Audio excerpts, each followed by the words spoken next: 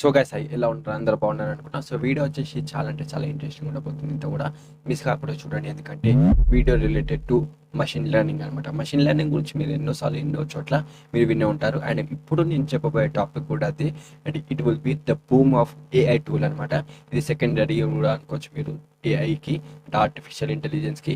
ఎందుకంటే ఇది ఫ్యూచర్లో కూడా చాలా అంటే చాలా హెవీ డిమాండ్ అయితే దీనికి ఉండబోతుంది. అండ్ ఈ యొక్క పర్టికులర్ వీడియోలో మనము దీని ఒక బెనిఫిట్స్, అలాగే దీని ఒక ఫ్యూచర్ ఏ విధంగా అయితే మనకి హెల్ప్ అవుతుంది అనే దానికి ఒక మషిన్ లెర్నింగ్ గురించి పూర్తిగా అయితే తెలుసుకుందాం. సో వీడియోని ఇంత కూడా స్కిప్ చేయకుండా లాస్ట్ వరకు.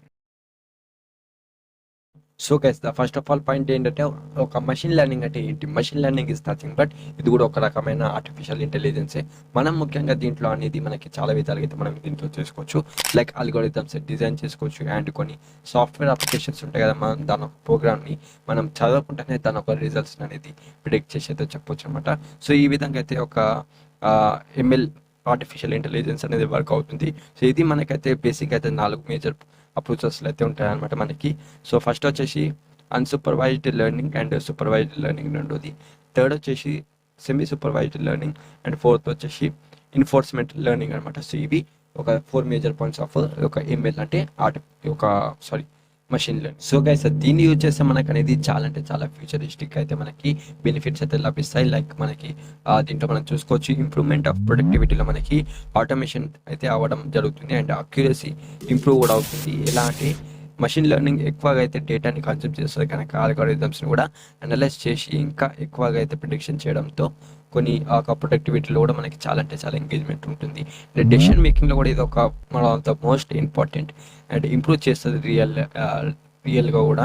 అండ్ డేటాని ఓవరాల్ కూడా ఆర్గనైజేషన్స్కి ఒక మంచి డెసిషన్ ఇచ్చేలా అయితే ఒక ఎంఎల్ఏతో వర్క్ అవుతుంది కనుక ఇది డెఫినెట్లీ ఒక బెనిఫిట్ టూల్ అని చెప్తాను. అలాగే మనకి దీంట్లో ఇంకా చాలా అంటే చాలా థింగ్స్ ఉన్నాయి గైస్. లైక్ మనకి ఒక ఫ్రాడ్ జరుగుతుంది, ఫ్రాడ్లో కూడా మనకి ఒక ట్రాన్సాక్షన్స్, ఇది ఒక బిజినెస్లో లాసెస్ జరుగుతుంది, దాన్ని కూడా మనం అనేది ఒక మషిన్ లెర్నింగ్ ద్వారా అయితే మనం చూసుకోవచ్చు. అండ్ అతి ముఖ్యంగా మనం యొక్క ఇన్వెస్ట్మెంట్ సెక్టర్ ఉంటుంది కదా, లైక్ స్టాక్ ట్రెండింగ్స్ కావచ్చు. సో దాంట్లో కూడా మనకు అనేది ఒక మషిన్ లెర్నింగ్ ద్వారా అయితే మనకి ఇన్ఫర్మేషన్ అయితే ఫుల్లీ డీటెయిల్గా అయితే ప్రొడక్ట్ డెవలప్మెంట్ ద్వారా కూడా మనకైతే ఇది అనేది అర్థమవుతుంది.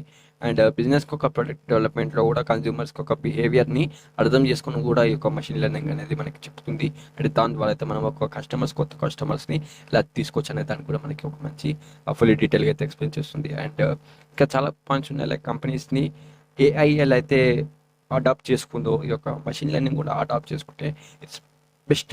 ఎందుకంటే ఫ్యూచరిస్టిక్ థింగ్స్లో ఇవి టాప్ మోస్ట్ ప్రయారిటీలో పెడతాం ప్రతి ఒక్కరు కూడా. కాబట్టి మషిన్ లెర్నింగ్ అనేది ప్రతి ఒక్కరు కూడా నేర్చుకుంటే బాగుంటుంది అనేసి ఫ్యూచర్కి నేను. సో ఫైనల్లీ నా ఒక పర్సెప్షన్ ఏంటంటే, ప్రతి ఒక్క ఇండస్ట్రీ అంటే ప్రతి ఒక్క కంపెనీ కూడా ఒక ఏఐని అలాగే ఎంఎల్ అంటే మషిన్ లెర్నింగ్ని అయితే అడాప్ట్ చేసుకుంటే ఇట్స్ మస్ట్ బెటర్. ఎందుకంటే హైబ్రిడ్ వర్క్ అనేది చాలా బాగా అవుతుంది. అండ్ వాళ్ళ ఒక ఆఫీస్లో కూడా ఎంప్లాయీస్కి మంచి ఎక్స్పీరియన్స్ వస్తుంది. డిసిషన్ మేకింగ్లో కూడా చాలా మంచిగా సలహా అయితే మనం తీసుకోవచ్చు ఎంఎల్ ద్వారా.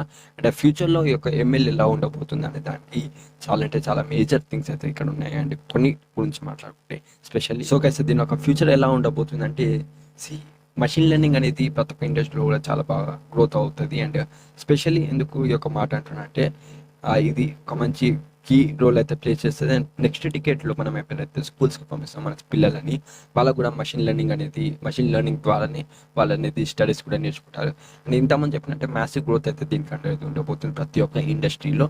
అండ్ ఇంకంటే చాలా సైంటిఫిక్ మీన్స్ ఇంటెలిజెన్స్ ద్వారా కూడా మనము రిప్లేస్ అయితే చేస్తారు. లైక్ ఏఐ ఉంది. సో ఏఐ కొంచెం అప్డేట్ అవుతున్న కొద్ది రోబోట్స్ వస్తున్నాయి కనుక ఆ ఒక రోబోట్స్ మనల్ని రిప్లేస్ ఎలా చేస్తుందో, మనం ఈ యొక్క మషిన్ లెర్నింగ్ని కరెక్ట్గా యూజ్ చేయకపోతే మషిన్ లెర్నింగ్ మనల్ని కూడా అదే విధంగా అయితే రిప్లేస్ చేస్తుంది ఖచ్చితంగా. అండ్ కొత్త ఏజ్ ఆఫ్ సైంటిఫిక్ డిస్కవరీని కూడా చేస్తుంది ఈ యొక్క machine learning. And health care and paracetamol industries కూడా చాలా బీభత్సంగా అయితే యొక్క హెల్ప్ అయితే ఉండబోతుంది. And these are the some points that related to ఒక మషిన్ లెర్నింగ్ అనమాట. సో ఇవి ఓవరాల్గా video related to machine learning. And that's it for today videos guys. చాలా చిన్న వీడియోను కానీ మంచి ఇన్ఫర్మేషన్ ఉంటుందని కోరుకున్నాను. సో బేసిక్గా ఒక మైక్ పనిచేస్తలేదు, I'm sorry for that. And that's for today. And finally